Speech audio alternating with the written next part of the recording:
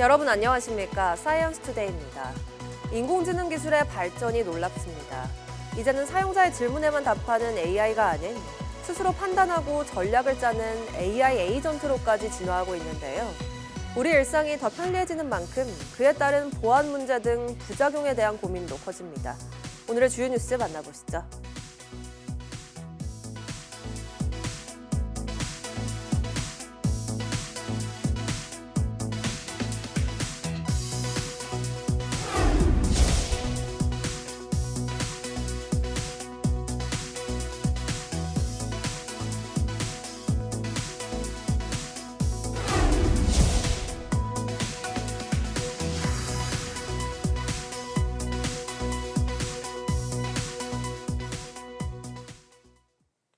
개구리가 겨울잠에서 깬다는 절기 경칩인 오늘 공기가 다소 탁한 가운데 날씨는 예년보다 온화하겠고 늦은 오후부터는 전국에 비가 내리겠습니다. 어제 스모그가 유입되면서 수도권과 충남, 세종의 초미세먼지 농도는 나쁨 단계까지 올라갔습니다. 오늘 아침 서울 기온은 1.6도로 쌀쌀했지만 한낮에는 13도까지 올라 예년보다 5도가량 높겠습니다.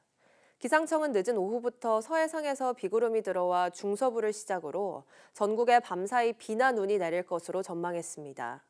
내일까지 강원 산간에는 15cm 넘는 많은 눈이 내리겠고 강원 내륙에는 3에서 8cm, 경기 북부와 남동부, 충북에 1에서 5cm, 서울에는 1cm 미만으로 내리겠습니다.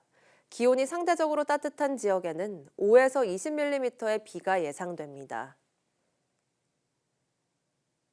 이번 겨울은 건조한 날씨와 가뭄이 이어지며 대형 산불 위험이 어느 때보다 높았는데요. 실제로 강수량은 평년의 절반 수준에 미쳤던 것으로 나타났습니다. 김은별 기자가 정리했습니다. 이번 겨울 영남과 동해안 지역에 50일 넘게 이어진 건조특보. 건조한 날씨에 전국 곳곳에서 산불도 잇따르면서 큰 피해를 남겼습니다. 기상청 분석 결과 실제로 이번 겨울은 강수량이 평년보다 절반가량 적었던 것으로 나타났습니다. 이번 겨울 강수량 수준은 평년 대비 53% 수준이었으며 특히 올해 1월은 19.6%를 기록했습니다. 1973년 관측 이래 두 번째로 가장 적었습니다. 적은 강수량 탓에 1월 상대 습도도 관측 이래 가장 낮게 나타났습니다. 기상청은 고기압이 강하게 발달하면서 이동하지 않고 머무는 블로킹 현상 때문으로 분석했습니다. 우리나라 동쪽 베링해 부근에 이 블로킹이 발달해 차고 건조한 공기가 내려와 강수량이 적었던 겁니다. 1월에는 우리나라 동쪽 베링해 부근에서 블로킹이 발달하면서 우리나라는 차고 건조한 북서풍이 유입되면서 강수량이 매우 적었고요. 2월에는 이동성 고기압의 영향을 주로 받아 강수량이 적었습니다. 기상청은 겨울철 건조한 날씨 속 일부 지역에서 기상 가뭄도 나타났다면서 봄철에도 건조한 날씨가 이어질 전망이어서 대비가 필요하다고 강조했습니다. YTN 사이언스 김은별입니다. 과학기술정보통신부가 비용 부담 없이 자유롭게 활용할 수 있는 오픈소스 인공지능과 소프트웨어 활용을 지원하는 사업을 추진한다고 밝혔습니다. 이번 사업은 제조 서비스 산업 현장에서 필요한 인공지능 소프트웨어를 국내 기업과 기관 주도로 개발하고 이를 오픈소스로 공개해 안전한 활용을 돕는 것이 핵심입니다. 지원 규모는 92억 원으로 제조, 의료, 공공 현장에서 활용 가능한 인공지능 솔루션과 서비스의 사업화를 지원합니다. 또 오픈소스 활용 과정에서 발생하는 법적, 기술적 문제 해결을 위한 상담도 함께 지원할 예정입니다. 정부가 인공지능 연구와 산업 현장에 필요한 그래픽 처리 장치, GPU 4천여 장을 이달부터 본격 공급합니다. 이와 함께 이공계 대학원생들의 연구 환경을 개선하기 위한 연구생활 장려금 사업 참여대학도 확대합니다. 임늘솔 기자입니다. 과학기술정보통신부가 지난해 추가 경정 예산으로 확보한 그래픽 처리 장치 GPU 10,000장 가운데 현재 공급이 가능한 약 4,000장의 지원 대상을 선정하고 이달부터 공급을 시작합니다. 이번 공모에는 모두 514개 과제가 신청했으며 이 가운데 159개 과제가 선정돼 GPU 4천여 장이 인공지능 연구와 서비스, 모델 개발에 투입됩니다. 공급 물량은 학계 2,600여 장, 산업계 1,200여 장, 연구계 300여 장으로 학계 수요가 가장 많은 만큼 공급 비중도 가장 높았습니다. 선정된 기간은 이달부터 GPU를 사용할 수 있으며 활용이 미흡하거나 목적과 다르게 사용할 경우 회수해 다른 수요자에게 재배분할 계획입니다. 이와 함께 추가 공모를 통해 산업계를 중심으로 GPU 4,000장, 학계와 연구계를 대상으로 약 1,000장을 추가 공급하고 중소, 스타트업 지원도 강화할 방침입니다. 과기정통부는 이공계 연구생활장려금 지원 사업에 신규 참여대학 8곳도 선정했습니다. 이번 신규 선정으로 사업 참여 대학은 기존 35곳에서 43곳으로 늘어났습니다. 또 학생 지원금 평균은 약 10% 올랐고 월 기준 금액을 보장받는 학생 수도 4만 7천 명에서 5만 2천 명으로 늘었습니다. 과기정통부는 참여한 대학이 기준 금액을 보장하는지 매년 점검하고 우수 대학에는 다음 해 연구개발비를 추가 지원할 계획입니다. YTN 사이언스 임들솔입니다. 극지연구소가 세계 최초로 남극권 중앙해령에서 무인 잠수정을 이용해 심해 열수 환경을 직접 탐사하는 데 성공했습니다. 연구팀은 지난해 11월 남극 장보고 기지로부터 약 1,200km 떨어진 해역에서 수심 1,300m의 해저산 날개에 대한 무인 잠수정 탐사를 진행했습니다.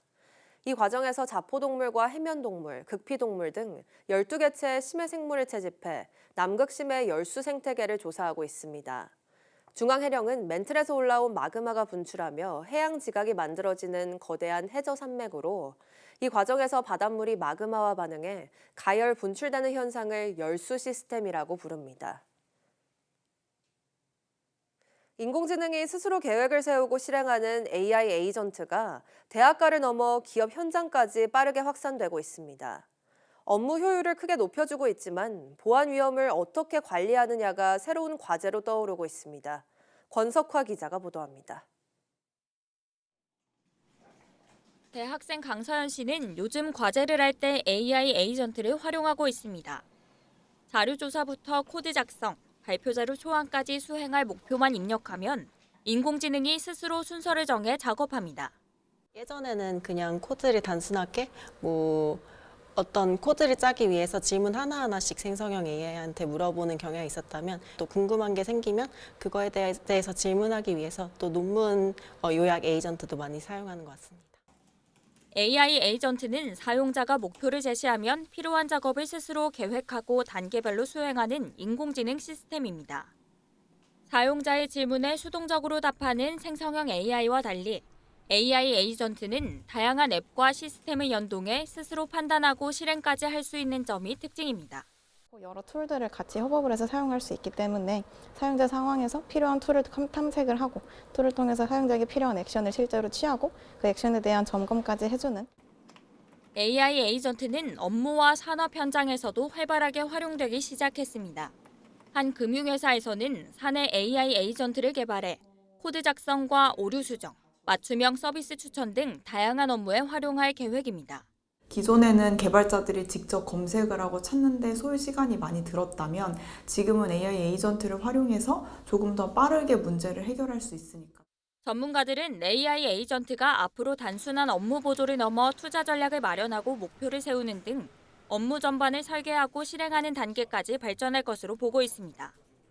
하지만 이에 따라 시스템 오류와 외부 해킹 등 보안 우려도 커질 전망입니다. AI가 시스템 내부 깊숙이 접근할 수 있는 권한을 가진 만큼 그게 뚫렸을 때 파급력이 상상 이상일 수 있는 것이죠.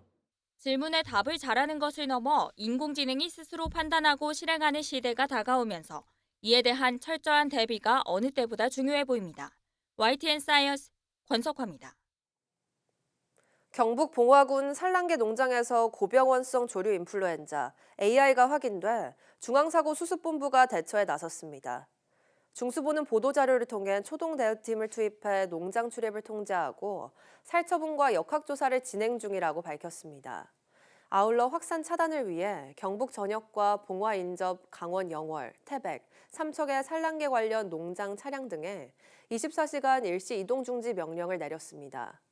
중수부는 또 경기 연천 양돈 농장에선 아프리카 돼지열병 ASF가 발생했다며 관계기관이나 지방정부에 가축 처분, 정밀 검사 등 방역 조치에 총력을 당부했습니다.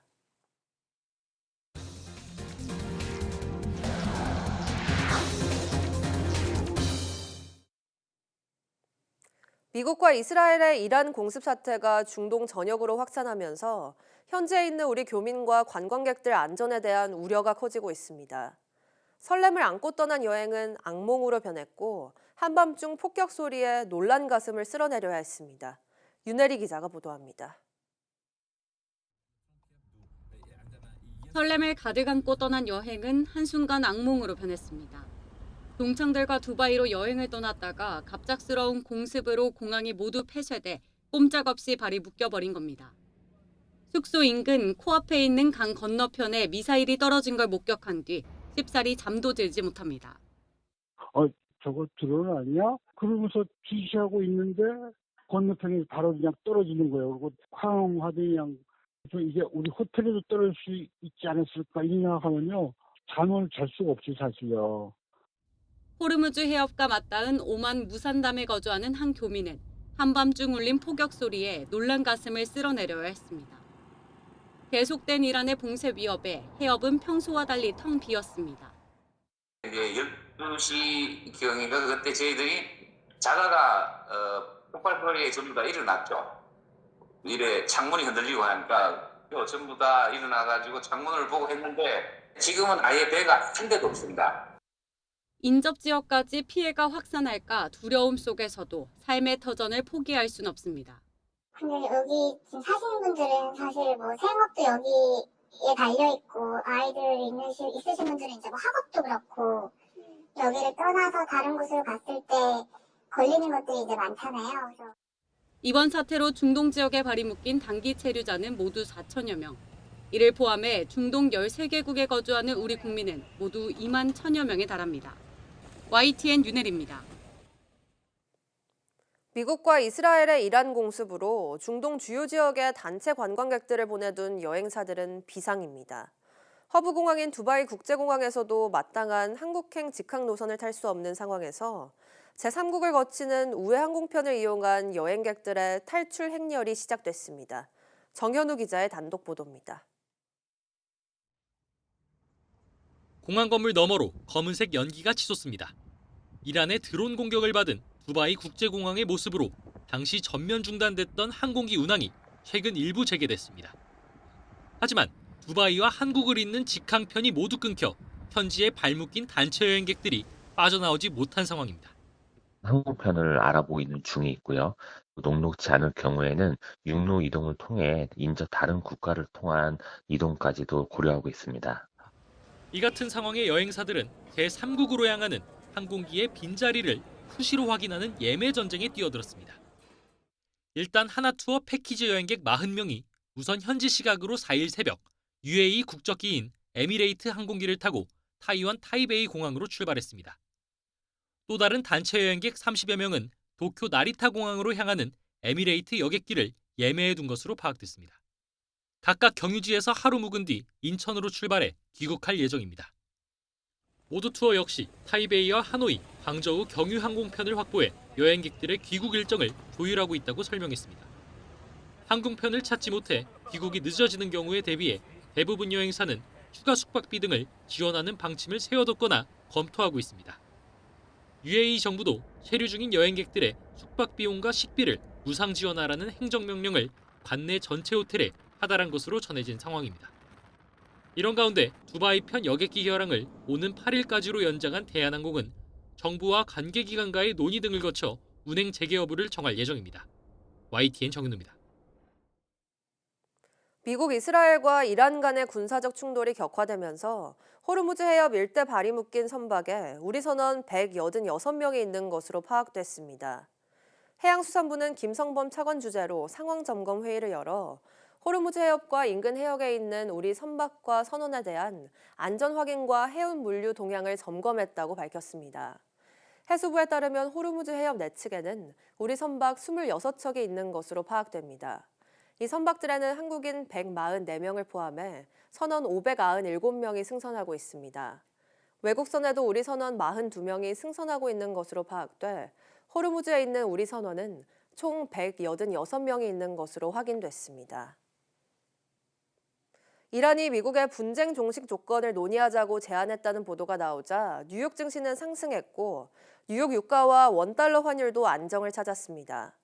하지만 호르무즈 봉쇄에 따른 물류 차질은 여전해 국제 알루미늄 가격은 4년 만에 최고 수준으로 치솟았습니다. 뉴욕에서 이승윤 특파원입니다. 공격이 시작된 다음 날 이란이 미국에 분쟁 종식 조건을 논의하는 제안을 내놨다는 뉴욕타임스 보도에 뉴욕 증시는 일제히 상승했습니다. 연일 고공행진을 이어가던 뉴욕 유가도 소폭 상승에 그치며 어느 정도 안정을 되찾았습니다. 달러 약세, 원화 강세도 촉발되면서 전날 장중 1,500원까지 치솟았던 원달러 환율은 뉴욕장에서 1,463원 부근에서 마감했습니다. Investors understand and know that President Trump keeps a really close eye on the stock market, and he will calibrate his actions and pull back or go further based on the reaction of the stock market. 하지만 호르무즈 봉쇄에 따른 물류 차질은 여전해 알루미늄 선물 가격은 4년 만에 최고 수준으로 치솟았습니다. 세계 2위의 알루미늄 재련소를 운영하는 알루미늄 바레인 BSC는 통제 불가능한 사유로 계약 이행이 어렵다며 출하를 중단했습니다. 카타르 국영 알루미늄 업체는 생산을 감축했고 아랍에미리트의 주요 생산 업체는 고객사 공급 차질을 막기 위해 역외 재고 확보에 나섰습니다. 중동 국가들은 에너지가 풍부해 전기가 많이 드는 알루미늄을 많이 생산하는데 물류 병목 현상이 계속되면 출하 중단이 확산할 것으로 우려됩니다. 중국 국영 해운사인 코스코는 중동 항만 운항의 신규 예약을 중단했고 덴마크 머스크와 스위스 MSC 등 다른 해운사도 중동 운항 중단을 시사했습니다. 전 세계의 10%를 차지하는 중동산 알루미늄의 수출과 반입이 동시에 악영향을 받으면 자동차와 항공, 방산, 건설 분야로 충격파가 확산할 전망입니다. 뉴욕에서 YTN 이승윤입니다. 스콧 베선트 미국 재무부 장관은 도널드 트럼프 행정부가 세계 각국에 새로 부과한 글로벌 관세가 이번 주 중에 10%에서 15%로 인상될 예정이라고 밝혔습니다. 베선트 장관은 현지 시간 4일 CNBC 방송에 출연해 트럼프 대통령이 예고한 글로벌 관세 인상이 아마 이번 주 어느 시점에 시행될 것이라고 말했습니다. 베선트 장관은 글로벌 관세는 의회가 연장을 승인하지 않는 한 150일 동안만 지속할 수 있다면서 그 150일 동안 미국 무역대표부와 상무부가 추가 관세를 부과할 수 있도록 무역 관련 연구를 완료할 것이라고 말했습니다. 그러면서 불공정 무역 관행을 이유로 부과되는 301조 관세와 국가 안보에 대한 위협을 따져 부과되는 232조 관세는 기존의 상호 관세에 비해 움직임이 느리지만 더 강력하다고 강조했습니다. 빚을 내 투자하는 규모가 32조 원을 넘어선 가운데 일부 증권사들이 신용거래융자 신규 거래를 일시 중단했습니다. 한국투자증권은 신용공여 한도가 소진돼 신용거래융자 신규 매수와 신용거래대주 신규 매도를 멈췄습니다.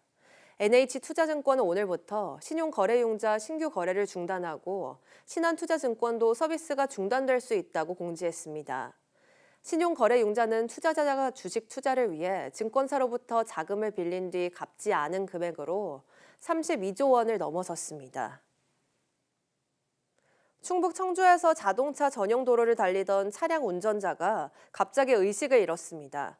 자칫 대형 사고로 이어질 뻔했지만 자신의 차를 희생해 앞을 가로막은 시민과 경찰의 신속한 구조가 소중한 생명을 살렸습니다.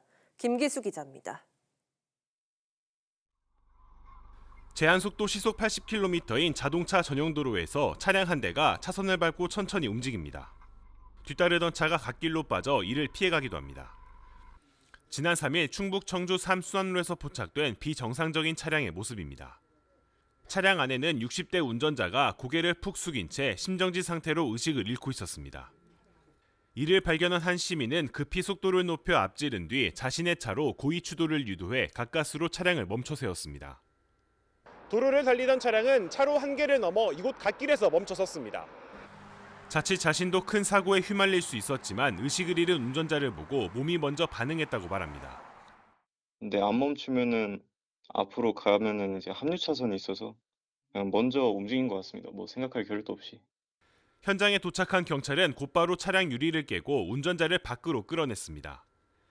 심폐소생술을 하며 구급대를 기다렸고 출동한 구급대가 병원으로 무사히 이송했습니다.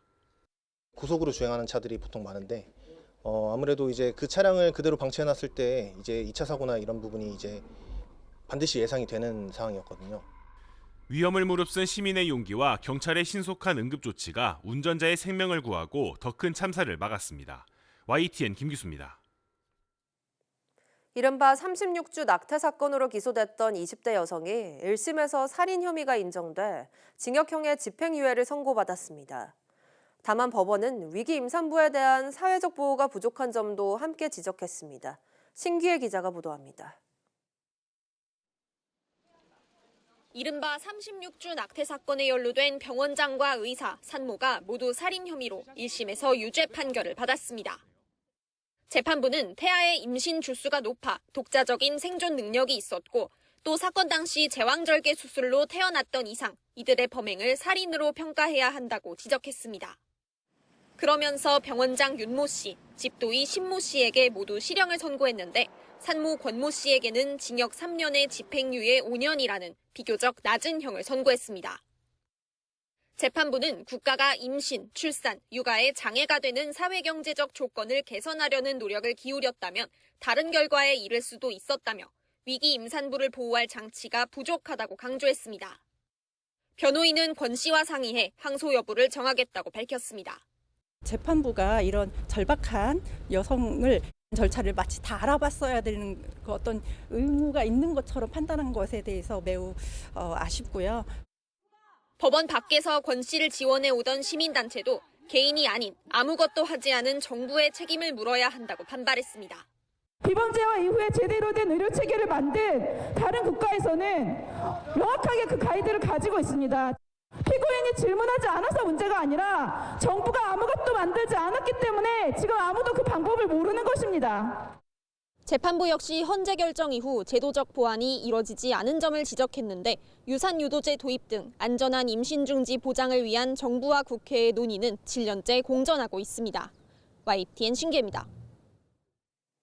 식품의약품안전처는 최근 불법으로 프로포폴을 투약하고 운전하다 사고를 낸 사건과 관련해 프로포폴을 다루는 의료기관들을 특별 점검하기로 했습니다. 마약류 통합관리 시스템을 분석해 프로포폴 취급량이 많은 의료기관 30개소를 선별해 마약류 취급과 보관 관리가 적절히 이루어지고 있는지 살필 계획입니다. 이와 함께 식약처는 의사협회와 병원협회에 프로포폴을 포함해 의료용 마약류가 적정하고 안전하게 사용되도록 철저한 관리를 요청했다고 밝혔습니다. 지난달 25일 30대 운전자가 프로포폴을 투약한 채 차를 몰다 반포대교에서 추락했으며 차 안에서 프로포폴이 무더기로 발견됐습니다. 유명 비만 치료제와 유사한 효과가 있는 것처럼 속여 파는 제품에 대해서도 보건당국이 점검에 나섭니다. 식품의약품안전처는 오늘부터 2주일 동안 비만 치료제 등 의약품과 유사한 명칭을 내세우거나 같은 효과가 있는 것처럼 속여 광고한 식품에 대해 특별 점검을 진행하기로 했습니다. 특히 온라인 쇼핑몰에서 식품을 의약품으로 인식할 수 있도록 광고하는 게시물들을 모니터링해 행정처분 등을 내릴 예정입니다. 신체 활동과 생활 습관의 변화에 따라 소아와 청소년들의 비만 유병률이 급격히 증가한 것으로 나타났습니다. 질병관리청이 2024년 국민건강영양조사 결과를 보면 2022년에서 2024년 사이 6에서 11세인 소아의 비만 유병률은 13.6%로 10년 전의 8.7%보다 1.5배 넘게 늘어났습니다. 12세에서 18세 사이 청소년들의 비만 유병률도 15.1%로 10년 전의 11.5%보다 크게 늘어났습니다. 2024년 청소년 건강 행태조사 결과를 보면 지난 2024년 청소년들은 학습 이외에 앉아서 보내는 시간이 50% 늘어났고 아침 식사를 거르는 비율과 패스트푸드를 먹는 비율은 크게 늘어난 것으로 집계됐습니다.